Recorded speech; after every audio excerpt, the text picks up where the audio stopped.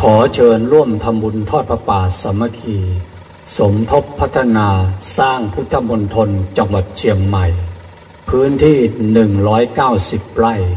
คณะสงฆ์อำเภอดอยหล่อส่วนราชการกำนันผู้ใหญ่บ้านองค์กรปกครองส่วนท้องถิ่น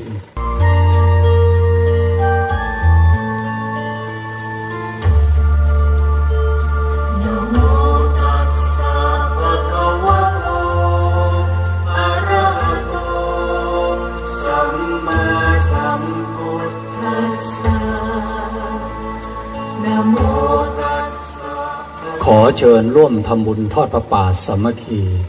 สมทบพัฒนาสร้างพุทธมณฑลจังหวัดเชียงใหม่พื้นที่190ไร่คณะสงฆ์อำเภอดอยหล่อส่วนราชการกำนันผู้ใหญ่บ้านองค์กรปกครองส่วนท้องถิ่นและศรัทธาประชาชนทุกหมู่เหล่าณสำนักพุทธมณฑลจังหวัดเชียงใหม่ชั่วคราวบ้านโคกเสือหมู่ที่18ตำบลดอยหล่ออำเภอดอยหล่อจังหวัดเชียงใหม่วันจันทร์ที่1 มกราคม 2567 เวลา 14 นาฬิกาสุขาสังคัสสะสามัคคีความสามัคคีนำมาซึ่งความสุข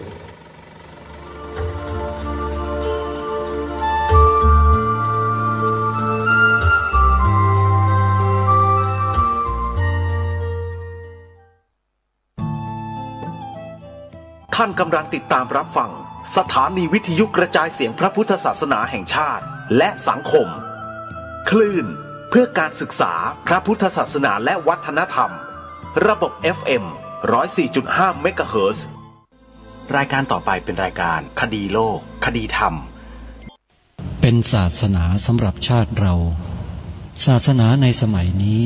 เป็นของที่แยกจากชาติไม่ได้เป็นความจำเป็นที่เราทั้งหลายผู้เป็นไทยจะต้องมั่นคงอยู่ในศาสนาพระพุทธซึ่งเป็นศาสนาสำหรับชาติเราพระพุทธศาสนาก็ดีหรือศาสนาใดก็ดีที่ตั้งมั่นอยู่ได้ก็ด้วยความมั่นคงของผู้เลื่อมใสตั้งใจที่จะรักษาและข้าพเจ้าพูดทั้งนี้ก็เพื่อชักชวนท่านทั้งหลายอย่างเป็นเพื่อนไทยและเพื่อนพุทธศาสนิกชนด้วยกันทั้งนั้นเพื่อความมั่นคงแห่งพระพุทธศาสนาข้าพเจ้ารู้สึกว่าได้ทำหน้าที่สมควรแก่อุปถัมภ์พระพุทธศาสนาเราจะตั้งใจรักษาศาสนาของเราด้วยชีวิตและถ้าท่านตั้งใจจะช่วยข้าพเจ้าในกิจอันใหญ่นี้แล้วก็จะเป็นที่พอใจข้าพเจ้าเป็นอันมากเพราะฉะนั้นเป็นหน้าที่ของเราทั้งหลายที่จะช่วยกันบำรุงรักษาพระพุทธศาสนาอย่าให้เสื่อมสูญไปการที่จะบำรุงพระพุทธศาสนาเราต้องรู้สึกก่อนว่า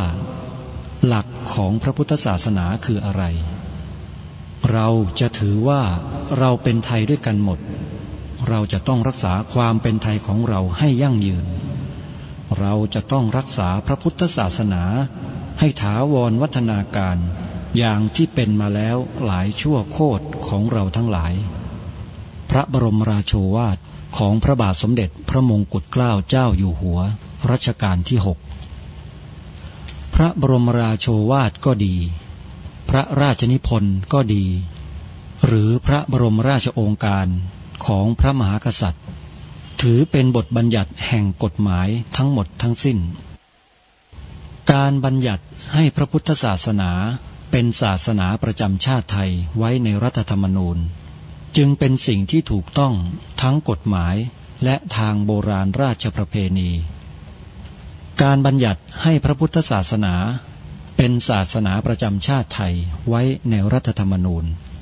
ย่อมเป็นหลักค้ำประกันให้กับประชาชนคนไทยว่าตนได้ปฏิบัติตามกฎหมายอย่างแท้จริงการบัญญัติให้พระพุทธศาสนาเป็นศาสนาประจำชาติไทยไว้ในรัฐธรรมนูญมิได้เป็นการลิดรอนสิทธิเสรีภาพของผู้ใด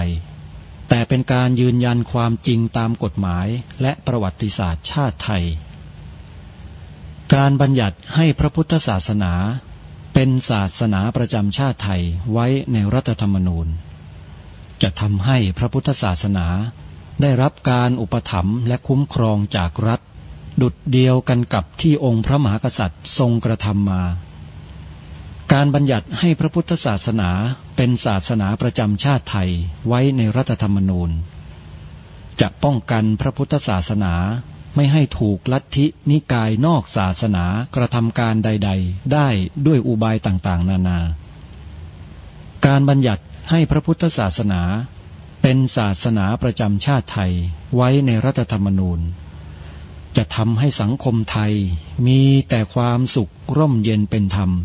ทั้งต่อคนศาสนาอื่นและคนสัญชาติอื่นได้อย่างแท้จริงแต่ถ้าไม่บัญญัติให้พระพุทธศาสนาเป็นศาสนาประจำชาติไทยไว้ในรัฐธรรมนูญในอนาคตประเทศไทยจะต้องตกอยู่ในสถานะเดียวกันกับพื้นที่3 จังหวัดชายแดนภาคใต้อย่างแน่นอนพระบรมราโชวาทพระบาทสมเด็จพระเจ้าอยู่หัวในมหาสมาคมณพระที่นั่งอมรินทร์วินิจฉัยในพระบรมมหาราชวังโดยที่พระพุทธศาสนาเป็นศาสนาประจำชาติของเราทั้งตามความศรัทธาเชื่อมั่นของข้าพเจ้าเองก็เห็นเป็นศาสนาที่ดีศาสนาหนึ่งเนื่องในบรรดาสัจธรรมคำสั่งสอนอันชอบด้วยเหตุผลจึงเคยคิดอยู่ว่าถ้าโอกาสอำนวยข้าพเจ้าควรจะได้บวชสักเวลาหนึ่งตามราชประเพณีซึ่งจะเป็นทางสนองพระเดชพระคุณพระราชบูรพการีตามคตินิยมด้วยและนับตั้งแต่ข้าพเจ้าได้ครองราชสืบสันตติวงศ์ต่อจากสมเด็จพระเชษฐาธิราชก็ล่วงมากว่า10 ปีแล้วเห็นว่าน่าจะถึงเวลาที่ควรจะทำตามความตั้งใจไว้นั้นแล้วประการหนึ่งอันหนึ่งการที่องค์สมเด็จพระสังฆราชหายประชวรมาได้ในคราวประชวรครั้งหลังนี้ก่อให้เกิดความปีติยินดีแก่ข้าพเจ้ายิ่งนักได้มาคำนึงว่าถ้าในการอุปสมบทของข้าพเจ้าวันนี้ตรงกับวันจันทร์ที่1 มกราคมพระพุทธศักราช 2567 รายการคดีโลกคดีธรรมมาพบกับสาธุชนเป็นปกติทุกวันจันทร์ถึงวันศุกร์และวันเสาร์อาทิตย์ทางสถานีวิทยุแห่งนี้ท่านสามารถติดตามรับฟังรายการคดีโลกคดีธรรมผ่านโทรศัพท์มือถือได้โดยการดาวน์โหลดแอปพลิเคชันที่ชื่อว่าวิทยุพุทธศาสนาทั่วไทยในปีใหม่นี้แอปพลิเคชันวิทยุพุทธศาสนาทั่วไทยน่าจะมีสถานีวิทยุใหม่ๆเพิ่มเติมเข้ามาท่านสามารถติดตามรับฟังสถานีวิทยุทั้งหลายเหล่านั้นได้ซึ่งในปัจจุบันนั้นสถานีวิทยุพระพุทธศาสนาแห่งชาติที่รวมกันอยู่ในแอปพลิเคชันนี้มีถึง45 สถานีแล้วถ้าหากเข้ามาเพิ่มก็จะเพิ่มจำนวนสถานีให้พวกเราได้เลือกรับฟังกันได้มากยิ่งขึ้นถือว่าเป็นของขวัญปีใหม่ให้กับสาธุชนที่สนใจใคร่ฟังธรรมก็จะได้ติดตามรับฟังสถานีวิทยุเหล่านั้นเพิ่มเติมสาธุชนทุกท่านวันนี้เป็นวันขึ้นปีใหม่สากลจริงๆแล้วการกำหนดวันขึ้นปีใหม่ที่ใช้กันอยู่ทุกวันนี้ใช้กันอยู่ทุกปีนี้ไม่ได้เป็นของประเทศไทยของเราหรอกแต่เป็นของสากลเป็นของสากลในที่นี้ก็คือถือตามแนวคิดของตะวันตกเขานับวันเดือนปีตามปฏิทินที่กำหนด เป็นส่วนกลางของโลกจริงๆแล้วเนี่ยวันเดือนปีที่ถูกต้องตามศักราชตามคติความเชื่อโบราณมีอยู่แล้วในประเทศไทยเราก็ยังใช้ปีศักราชแบบดั้งเดิมอยู่เราอาจจะมองไม่เห็นที่หน้าปฏิทินและปฏิทินหลายบริษัทที่ได้ทำปฏิทินออกมานั้นก็จะลบสิ่งเหล่านี้ของชาติบ้านเมืองออกไปก็มีนั่นก็คือข้างขึ้นข้างแรมเรียกว่าวันเดือนปีทางจันทรคติถือดวงพระจันทร์นั้นเป็นข้อกำหนดศาสตร์โบราณเขาทำมาเขาศึกษาเขารักษากันมาเป็นพันปีแต่ศักราชที่ใช้อยู่ทุกวันนี้ก็เพิ่งจะมีขึ้นเพิ่งจะเกิดขึ้นเมื่อไม่กี่ร้อยปีมานี้เองแต่ทั้งโลกก็ต้องยอมรับเพราะมหาอำนาจของโลกเป็นผู้กำหนดให้มีขึ้น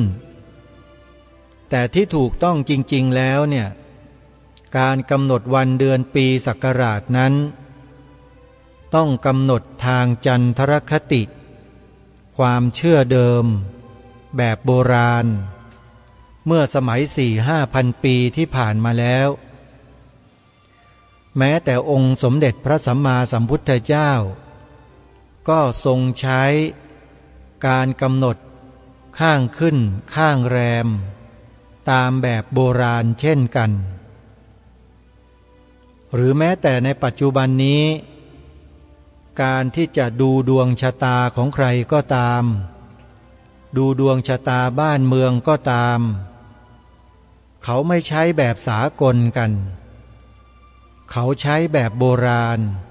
ทางจันทรคติกันทั้งนั้นถ้าพูดถึงเรื่องนี้แล้ว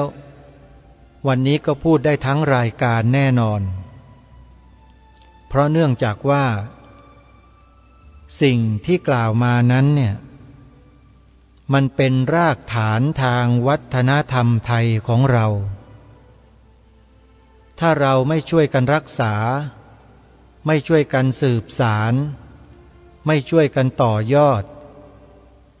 มันก็จะสูญหายสิ้นไปหมดซึ่งในปัจจุบันนั้นก็สูญหายไปเป็นบางส่วนแล้วถ้าท่านไม่เชื่อท่านก็ดูปฏิทินบางประเภทดูก็ได้ไม่มีข้างขึ้นข้างแรมไม่มีวันโกนวันพระเหลืออยู่แล้วจริงหรือไม่เพราะฉะนั้นนี่คือวัฒนธรรมประเพณีของชาติบ้านเมืองของเราที่มีมาแต่โบราณนานแล้วเราจะช่วยกันรักษาหรือจะนิ่งเฉยให้ใครบางกลุ่มบางพวกทำลายวัฒนธรรมประเพณีของชาติไทยของเราก็ลองพิจารณาคิดกันดูนะแต่สำหรับรายการนี้แล้วเป็นรายการอนุรักษ์นิยมซึ่งประกาศมาให้ทราบนานแล้วและก็ยังยืนยันว่ายังคงเป็นอนุรักษ์นิยมอยู่เพราะมีความเชื่อมั่นในสิ่งที่คนโบราณเขาสืบสารรักษาต่อยอดมาว่าเป็นสิ่งที่ดีเป็นสิ่งที่ประเสริฐเป็นสิ่งที่เลิศแล้วสามารถที่จะนำมาใช้ประโยชน์ได้จริงอย่างวันโกนวันพระวันขึ้น15 ค่ำวันขึ้น8 ค่ำวันแรม15 ค่ำวันแรม8 ค่ำเนี่ยโยม ถ้าสมมุติว่าในประเทศไทยเราเลิกใช้ข้างขึ้นข้างแรมแล้วเนี่ยโยมว่าวันพระวันโกนมันจะมีเหลืออยู่ไหมเล่ามันก็จะค่อยๆจางหายไปหมดไปในที่สุดใช่ไหม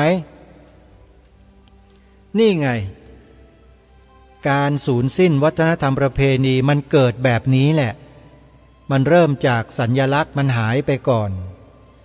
คือตัวเลขข้างขึ้นข้างแรมในปฏิทินประจำปีที่เราได้รับมาจากหน่วยงานห้างร้านบริษัทจากธนาคารจากวัดวาอารามจากอะไรต่อไม่อะไรนี่แหละชาติไทยจะเสื่อมความเป็นไทยจะหมดหรือไม่นั้น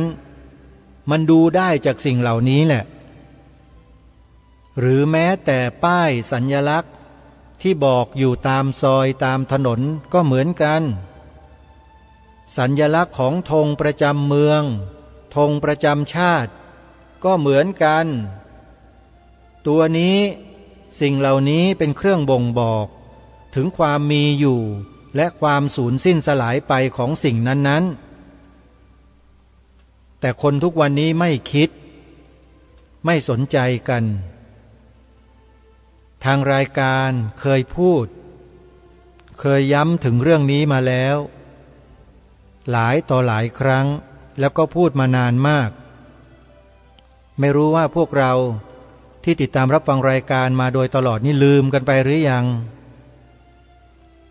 อาตมาภาพเคยพูดถึงเรื่องสัญญลักษณ์ของเมืองหนึ่งก็คือเมืองหลวงของประเทศไทยของเราเนี่ยสัญญลักษณ์เหล่านั้นในอดีตบรรพชนเราได้สร้างสรรค์ขึ้นมาเป็นสัญญลักษณ์ของเมืองหลวงซึ่งมันเหมาะสมดีงามถูกต้องดีอยู่แล้วแต่มาในยุคปัจจุบันยุคพวกนักการเมืองมีอำนาจเนี่ยก็มาเปลี่ยนแปลงของบรรพบุรุษของเราไม่รู้ว่านักการเมืองชุดไหนกลุ่มไหนไม่รู้ถ้าไปสืบหาดูก็จะพบต้นตอว่าใครพรรคการเมืองไหนที่มาทำลายความเป็นไทยของเราตรงนี้ธงประจำเมืองหลวงของเราท่านผู้ฟังคือธงกทมเนี่ยท่านทราบกันไหมว่าแรกเริ่มเดิมทีธงประจำเมืองหลวงของประเทศไทยของเรามีสัญลักษณ์เป็นอย่างไรมีใครทราบหรือไม่สำหรับอาตมาภาพแล้วทราบเป็นอย่างดีเพราะในอดีตเป็นนักเรียนโรงเรียนกทม.แน่นอนเมื่อเป็นโรงเรียนกทม.แล้วก็ต้องมีธงประจำกทม.อยู่ในโรงเรียนเวลาไปแข่งกีฬาเป็นตัวแทนของเขตธนบุรีเป็นตัวแทนของเขตธนบุรีไปแข่งกีฬานักเรียนกับเขตอื่นที่สนามสุพัชลาไสย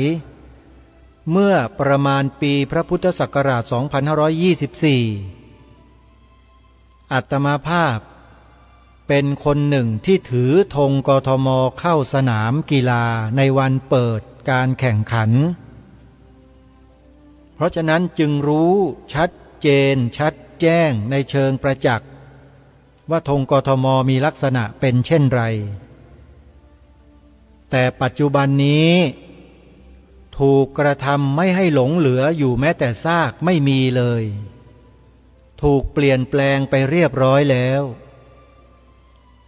คนกทม.คนเมืองหลวงคนไทยในประเทศนี้อาจจะไม่ได้สังเกตในข้อนี้กันเห็นแต่ธงกทม.ในปัจจุบันสีเขียวก็คิดว่าเป็นธงกทม.จริงๆแต่หารู้ไม่ว่าถูกเปลี่ยนตรงนี้ถ้าใครสนใจนะโยมนะถ้าใครสนใจเรื่องนี้เนี่ยคอยติดตามรับฟังรายการคดีโลกคดีธรรมนะแล้วเดี๋ยวจะนำเนื้อหา รายละเอียดต่างๆดังกล่าวมาพูดมาแสดงให้เราได้ฟังในเชิงประจักษ์เราจะได้เห็นความสำคัญและได้รู้ถึงความสำคัญว่าการเปลี่ยนแปลงประเทศใดประเทศหนึ่งในโลกนี้เวลาเปลี่ยนเขาเปลี่ยนที่สัญลักษณ์กันก่อนเริ่มใช้สัญลักษณ์นั่นแหละไปปลูกฝังเยาวชนในเมืองนั้นประเทศนั้นปลูกฝังกันทุกวันทุกวันสะโบกสะบัดให้เห็นกันทุกวันทุกวันสอนบอกกันทุกวันทุกวันจนฝังหัวกันไปหมดเด็กในยุคหลังๆไม่รู้แล้วว่าธงกทม.ที่แท้จริงนั้นเป็นธงอย่างไรมีลักษณะแบบไหนไอ้ที่เห็นสีเขียวๆเนี่ยเขาเปลี่ยนใหม่ทีนี้มันมีเหตุผลประการหนึ่งที่เป็นคำถามที่ตั้งขึ้นมาว่า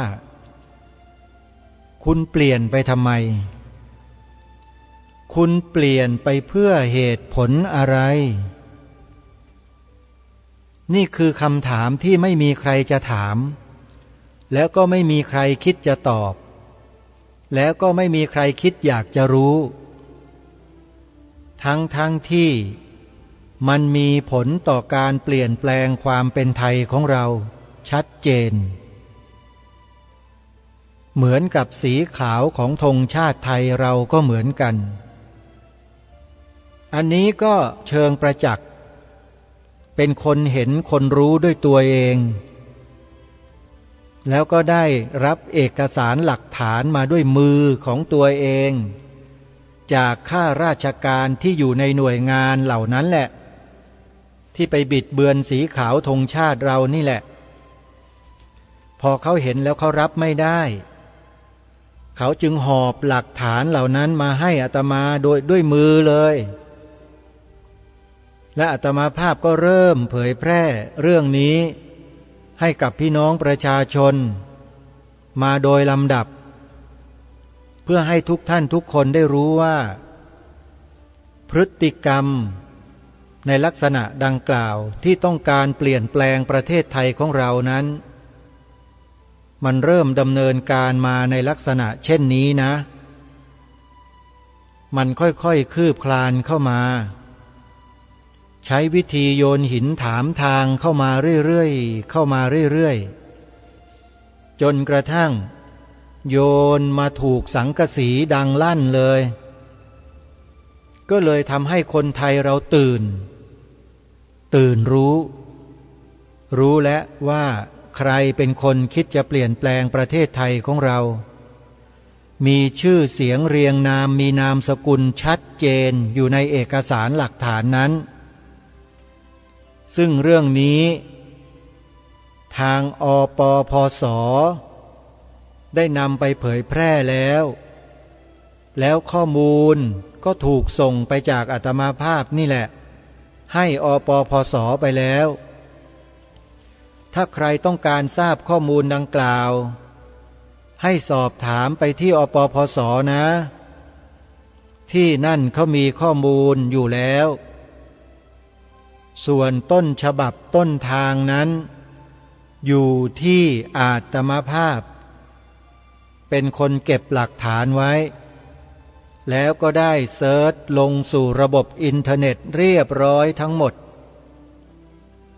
ใครเข้าไปดูก็จะเห็นหลักฐานนั้นชัดเจนขอฝากพี่น้องประชาชนคนไทยของเราผู้รักชาติถ้าหากต้องการจะช่วยเหลือประเทศชาติบ้านเมืองของเราในกรณีดังกล่าวให้เข้าไปดูข้อมูลศึกษาข้อมูลแล้วไปดึงข้อมูลเหล่านั้นออกมานำไปช่วยเผยแพร่ไปบอกกับพี่น้องคนไทยเราต่อกันไปด้วยเพื่อจะได้ร่วมด้วยช่วยการกอบกู้ความเป็นไทยกลับคืนมาทำไมรายการนี้จึงมาเน้นเรื่องความเป็นไทยนักทำไมจึงพูดอยู่แต่เรื่องความเป็นไทย ทั้งที่มันกินไม่ได้มีคนบางประเภทพูดแบบนี้จริงๆท่านผู้ฟังเชื่อไหมรณรงค์แต่เรื่องความเป็นไทยเรื่องความเป็นไทยไม่เห็นมันจะกินได้เลยคนบางประเภทในประเทศนี้มีแนวความคิดและคำพูดแบบนี้จริงๆนี่แหละคนประเภทนี้แหละที่ทางรายการจึงได้มารณรงค์ให้พวกเราเนี่ยมีจิตสำนึกสร้างอุดมคติให้เกิดอุดมการณ์ขึ้นในใจให้ได้เพราะไม่เช่นนั้นก็จะตกเป็นเหยื่อคนพวกนี้ตลอดเพราะว่าคนพวกนี้เนี่ยใช้เล่ห์เพทุบายหลายประการในการล้างสมองลูกหลานคนไทยของเราอย่างแยบยลใช้คำว่าแยบยลเมื่อเขาใช้ความแยบยลความละเอียดความฉลาดในการนำเสนอต่อลูกหลานของเรา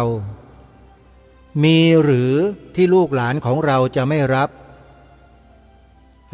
กันเต็มรับกันทุกวันรับกันทุกชั้นเรียนรับกันทุกวันเลยโยมแล้วเด็กสมัยนี้ก็ไม่มีวุฒิภาวะในเรื่องเหล่านี้ด้วยเพราะโรงเรียนไม่เคยเสี่ยมไม่เคยสอนในทางที่ถูกต้องให้เด็กไม่เหมือนกับนักเรียนในรุ่นของอาตมาครูปลูกฝังความเป็นชาติเนี่ยเข้มข้นมากเพราะอาตมาภาพเรียนในยุคคอมมิวนิสต์กำลังรุ่งเรืองในยุคนั้นพอดีเลยโยมความรักชาติมันจึงเข้มข้นเหลือเกินแล้วสิ่งที่นำมาปลูกฝังเด็กๆเยาวชนนั้นเป็นสิ่งที่ถูกต้องไม่ใช่สิ่งที่ผิดด้วยข้อมูลนั้นถูกต้องทุกประการพิสูจน์ทราบถึงวันนี้แล้วหลักฐานเหล่านั้นก็ยังคงมีอยู่ชัดเจนนั่นหมายความว่าคุณครูสมัยนั้นนำเอาความจริงความถูกต้องของชาติบ้านเมืองมาถ่ายทอดให้ลูกศิษย์คือนักเรียนในโรงเรียนและปลูกฝังอุดมการณ์ให้เด็กนักเรียนรักชาติรักศาสนารักพระมหากษัตริย์อย่างจริงจังและต่อเนื่องจึงทำให้อาตมภาพเนี่ยเป็นคนแบบนี้แหละไม่ยอมละทิ้งอุดมการณ์นี้ตั้งแต่เด็กๆมาแล้วเมื่อพบเห็นเจอรู้ว่ามีการทำลายชาติบ้านเมืองของเราด้วยวิธีการใดๆก็แล้วแต่ก็จะไม่อยู่นิ่งเฉยก็จะมาออกมาร้องแร่แห่กระเชอแบบนี้แหละมาบอกให้พี่น้องคนไทยเราเนี่ยได้รู้พอรู้แล้วก็ปลุกจิตสำนึกวิธีการก็เป็นไปตามที่เราทราบกันนั่นแหละนำเสนอเรื่องราวให้ฟังนำประวัติบรรพชนบรรพบุรุษมาอ่านให้ฟังนำพระราชนิพนธ์ขององค์พระมหากษัตริย์พระบรมราโชวาทพระราชนิพนธ์ต่างๆพระบรมราชโองการพระราชปณิธานต่างๆขององค์พระมหากษัตริย์มาอ่านให้ฟังเพื่อย้ำลงไปว่าประเทศไทยเราเป็นแบบนี้นะความเป็นไทยของเราเป็นแบบนี้นะเพื่อให้ทุกท่านทุกคนได้รู้ในเบื้องต้นกันก่อนเพื่อจะได้ไม่ต้องมาถกเถียงกันหลังจากที่ให้ทำอะไรซึ่งทำมาแล้วช่วงระยะเวลาที่ยาวนานอยู่ก็ปรากฏว่าไม่มีคนไทยคนใดเถียงเลย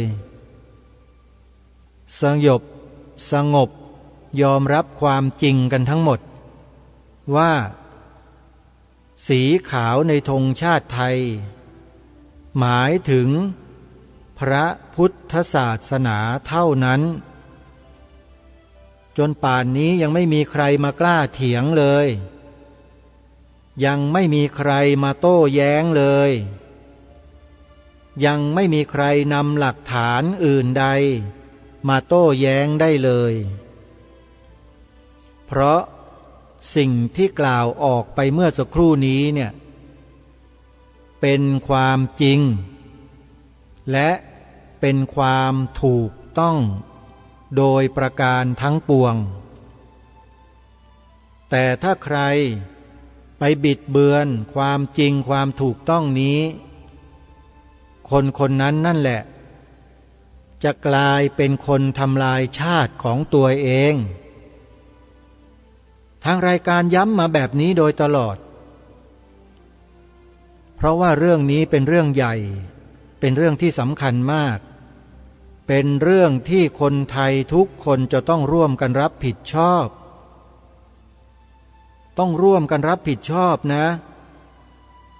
ไม่ใช่ให้รายการนี้พูดอยู่เพียงรายการเดียวนะ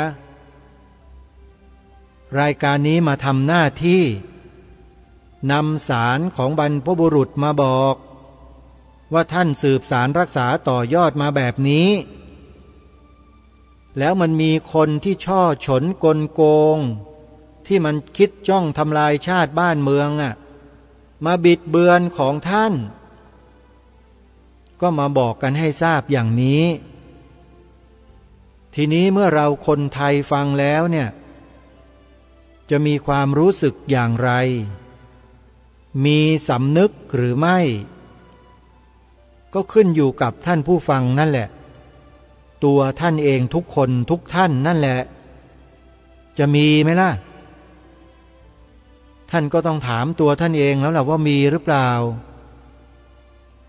มีแล้วไงล่ะมีแล้วยังไงถ้าท่านเชื่อมั่นว่าท่านมีจิตสำนึกแล้วท่านก็ถามต่อสิว่าท่านจะทำอะไรเพื่อชาติบ้านเมืองหรือเปล่าหรือท่านจะนั่งนิ่งเฉยกินบุญเก่ากันไปอยู่อย่างนี้ให้หมดบุญไปเลยอย่างนั้นหรือเปล่ามันก็ต้องถามต่อไปอย่างนี้แหละหรือว่าจะสร้างบารมีกันต่อสืบสารรักษาต่อยอดสิ่งที่บรรพชนเราทำกันมาไหมหรือจะปล่อยทิ้งให้มันเฉาตายไปในที่สุดมันก็ต้องตั้งคำถามตัวเองกันแบบนี้แหละและทีนี้จะทำไม่ทำมันก็ขึ้นอยู่กับเจตนาความตั้งใจของคนไทยแล้วทีนี้มันก็จะเป็นเครื่องบ่งบอกประการหนึ่งว่าสิ่งที่ให้ทำนี้รณรงค์อยู่นี้มันสามารถบ่งบอกคนที่อาศัยอยู่ในประเทศนี้ได้ว่าเป็นคนไทยจริงหรือเปล่าทุกคนตอบเองนะการกระทำและคำพูดนั่นแหละมันจะตอบตัวท่านเองถ้าท่านทำท่านก็จะมีคำตอบถ้าท่านไม่ทำท่านก็จะได้คำตอบเหมือนกันเพราะฉะนั้นมันมีคำตอบอยู่แล้วที่ทุกคนสามารถตอบตัวเองได้หมดทางผู้ดำเนินรายการไม่มีสิทธิ์ที่จะไปชี้ไปบอกว่าใครเป็นอย่างไรแต่ทุกคนจะชี้หน้าตัวเองกันทั้งนั้นยอมรับกันทั้งนั้นเองนี่คือสิ่งที่ทางรายการย้ำมาโดยตลอดให้เราสำนึกเองอย่าให้ใครมาชี้หน้าว่าอย่างนั้นอย่างนี้ทางรายการนั้นรอดพ้นแล้วในการที่จะถูกกล่าวหาว่าไร้สำนึกเนี่ยรอดพ้นมานานแล้วแต่เป็นห่วงพี่น้องคนไทยเราในปัจจุบันนี้แหละที่อาจจะยังไม่พ้นข้อกล่าวหานี้เพราะยังนิ่งกันอยู่ยังเฉยกันอยู่ถ้าหากว่าเรื่องนี้ ที่คนไทยเรายังนิ่งเฉยกันอยู่แล้วศัตรูมันรู้มันเห็นว่าคนไทยไม่เอาทานแล้วจัดการเปลี่ยนแปลงประเทศชาติบ้านเมืองของเราเนี่ยทีนี้เราจะโทษใครกันล่ะก็ต้องโทษตัวเรากันเองนั่นแหละที่ไม่ช่วยกันรักษาชาติบ้านเมืองกันเองจะมาโทษผู้ดำเนินรายการไม่ได้เพราะผู้ดำเนินรายการบอกท่านแล้วว่ามันมีคนจ้องทำลายประเทศเราอยู่นะถ้าเราไม่ช่วยกันนะเราจะเพลี่ยงพล้ำแล้วจะเสียดายไปตลอดชาติเพราะว่าประเทศชาติไทยของเรานั้นเป็นที่รู้กันไปโดยทั่วโลกว่าเป็นหนึ่งในไม่กี่ประเทศที่ไม่เคยตกเป็นเมืองขึ้นของประเทศใดๆในโลกนี้เลยมีอยู่ไม่กี่ประเทศในโลกในเอเชียเนี่ยน่าจะมีประเทศไทยเราประเทศเดียวด้วยซ้ำไปที่เขาบอกว่าญี่ปุ่นเนี่ยจริงๆแล้วไม่ใช่อ่ะยังฮะประเทศไทยเนี่ยของแท้ของจริงพิสูจน์ทราบได้ตั้งแต่อดีตนับเป็นพันปีมาจนถึงปัจจุบันเนี่ย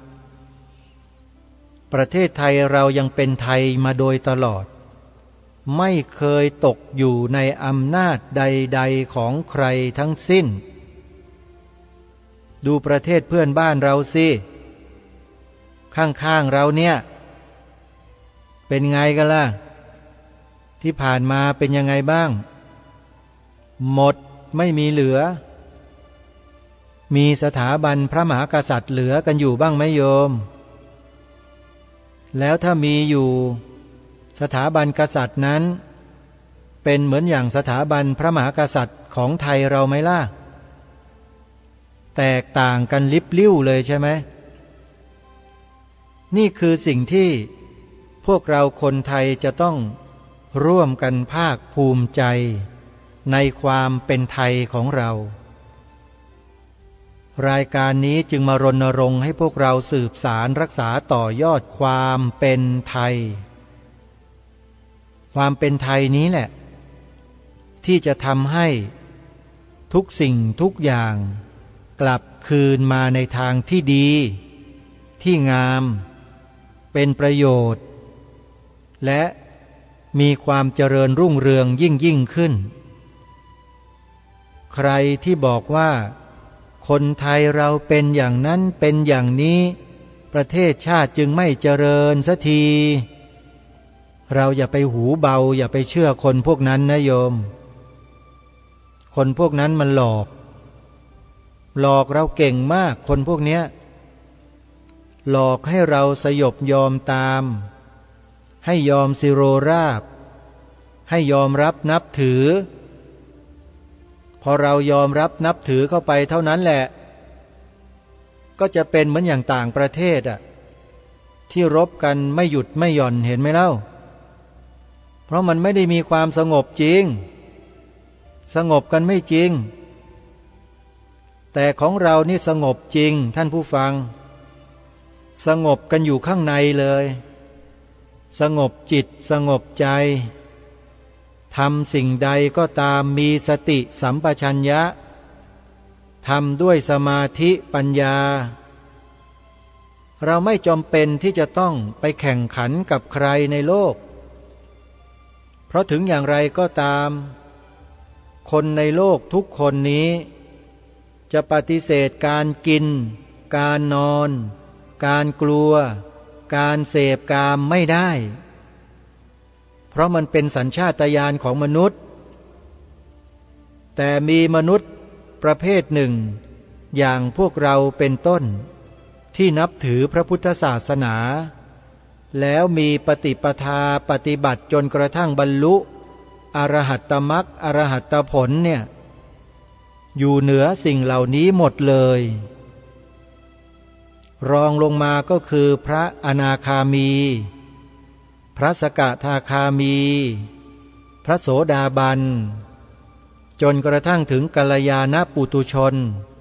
คนที่อยู่ใกล้ชิดพระบรมศาสดาสัมมาสัมพุทธเจ้าที่เรียกว่าอุบาสกอุบาสิกาคนเหล่านี้แหละจะไม่ได้อยู่ภายใต้อำนาจของสิ่งเหล่านั้นที่เขาบอกว่าทันสมัยล้ำสมัยต่างๆเหล่านั้นเนี่ยท่านเหล่านี้ไม่ได้ตกอยู่ในอำนาจสิ่งเหล่านั้นเลย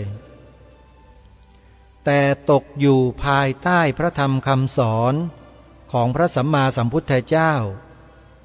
อันมีองค์พระประมุขของแผ่นดินทรงส่งเสริมสนับสนุนทรงยอยกโดยตลอดเห็นชัดไหมท่านผู้ฟังเพราะฉะนั้นนี่คือสิ่งที่เราจะต้องช่วยกันสืบสารรักษาต่อยอดไม่ใช่นั่งกันเฉยๆตัวใครตัวมันทำยังก็แกะอยู่ในเล้าหมูอยู่ในเล้างัวควายอยู่ในคอกอย่างนั้นแหละใครมันจะจับเอาไปเชือดเอาไปแกงเอาไปทำอะไรก็นั่งยืนกันเฉยๆเฉย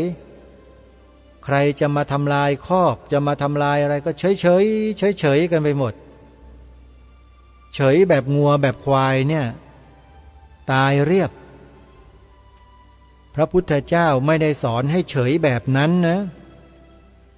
คำว่าอุเบกขาของพระสัมมาสัมพุทธเจ้าเราเนี่ย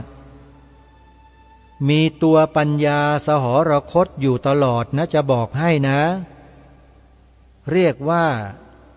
อุเบกขาญาณสัมปยุตถ้าศึกษาพระบาลีศึกษาพระอภิธรรมมัทธสังคหะแล้วเนี่ยจะรู้เลยว่าสภาวะตามความเป็นจริงนั้นเป็นอย่างไร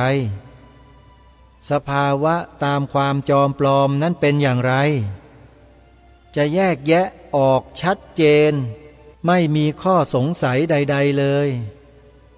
เพราะมาประจักษ์แจ้งชัดเจนกับหลักธรรมคำสอนของพระสัมมาสัมพุทธเจ้าว่า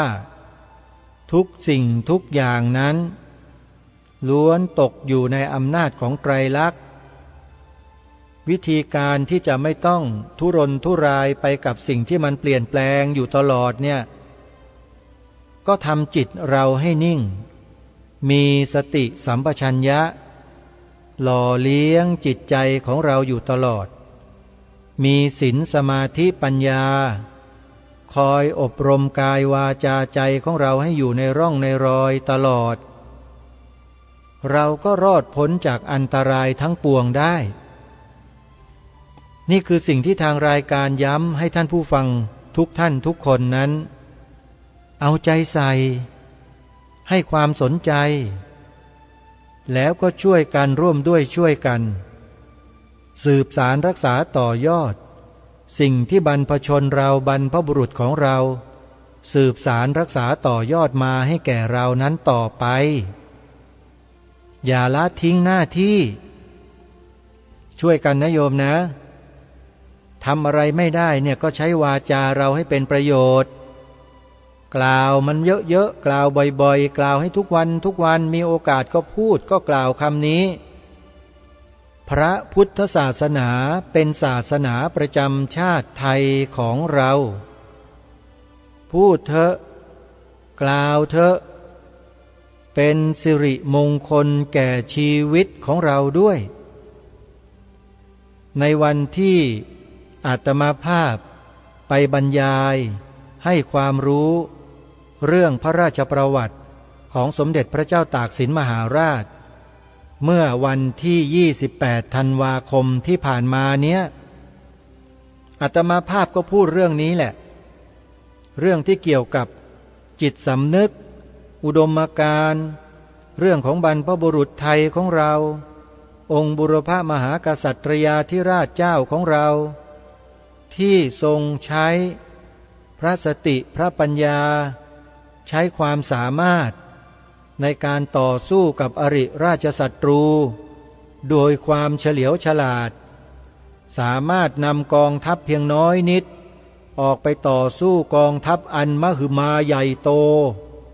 ได้ชนะเพราะอะไรเพราะสิ่งเหล่านี้แหละ สติสัมปชัญญะศีลสมาธิปัญญานี่แหละที่ทำให้การรบได้ประสบความสำเร็จและชนะมาได้ไม่มีคำว่าฟลุกนะท่านนักรบ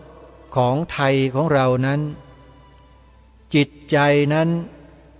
เต็มเปี่ยมไปด้วยศีลสมาธิปัญญาด้วยกันทั้งสิ้นไปรบพุ่งที่ไหนก็แล้วแต่กำเอาแต่ชัยชนะมาอย่างเดียวตั้งแต่สมเด็จพระเจ้าตากสินมหาราชเป็นต้นมาเนี่ยประเทศเราไม่เคยแพ้สงครามให้ใครเลยท่านสาธุชนทุกท่านความภาคภูมิใจตรงนี้พวกเราทุกท่านทุกคนจะต้องมีจะต้องยอมรับแล้วต้องยกย่องสรรเสริญช่วยกันเผยแพร่อุดมการณ์ในข้อนี้ให้ลูกหลานของเราต่อไปไม่ใช่อยู่กันแบบสิ่งมีชีวิตบางประเภทที่บอกไปเมื่อสักครู่เนี้ยไม่รู้สีรู้สาอะไรพอถึงเวลาก็กินพอถึงเวลาก็นอนพอถึงเวลาก็สืบพันธุ์เจอเสียงอะไรตกดังป้องแป้งป้องแป้งก็ตื่นกลัวตกใจกลัวตายจะอยู่กันอย่างนี้หรือไงพวกเราทำไมไม่สร้างความกล้าหาญเด็ดเดี่ยวขึ้นมาเล่าถ้าไม่มีความกล้าหาญเด็ดเดี่ยวก็จะรังเป็นเหมือนกับสัตว์เหล่านั้นแหละเข้าโรงเชือดเขาจับไปทีละตัวทีละตัวแล้วก็ใช้เครื่องมือสมัยนี้มันทันสมัยด้วยนะเขาว่าอย่างนั้นชับทีหนึ่งหลายตัวเลยแล้วก็เกิดมาเป็นสัตว์แบบนั้นใหม่แล้วก็เข้าโรงเชือดตายใหม่เกิดเวียนตายเวียนเกิดเวียนตายกันอยู่อย่างเนี้ยมีประโยชน์ไหมโยมประโยชน์เพื่อชาติบ้านเมืองมีไหมมีแต่ประโยชน์คือไปเป็นหมูกระทะให้เขากินให้ใครต่อใครกินกันไปเป็นเนื้อสตูซุปหางวัวอะไรต่อไม่อะไรให้เขากินกันอย่างอิ่มหนำสำราญอยู่แค่นั้นเหรอมีประโยชน์แค่นั้นน่ะเหรอนี่แหละคือข้อคิดสำหรับรายการในวันนี้ให้พวกเราร่วมกันคิดนะโยมนะวันนี้เป็นวันปีใหม่ศักราชใหม่เราจะทำอะไรให้ใหม่ๆที่มันดีขึ้นกว่าเดิมเนี่ยรีบทำเถอะหมดไปอีกปีหนึ่งแล้วโยมแก่ลงทุกวันจะตายวันตายพรุ่งก็ไม่รู้ช่วยกันนะวันนี้หมดเวลาท่านผู้ฟังพบกับรายการได้ใหม่ในวันต่อไปขอความสุขความสวัสดีในธรรมแห่งองค์สมเด็จพระบรมศาสดาสัมมาสัมพุทธเจ้าจงปรากฏเกิดมีขึ้นในจิตใจของท่านผู้ฟังทุกท่านทุกคนเทินขอเจริญพรกล้าคิด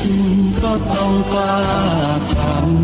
ำอย่ากลัวถ้าทำความดีเป็นศึกษา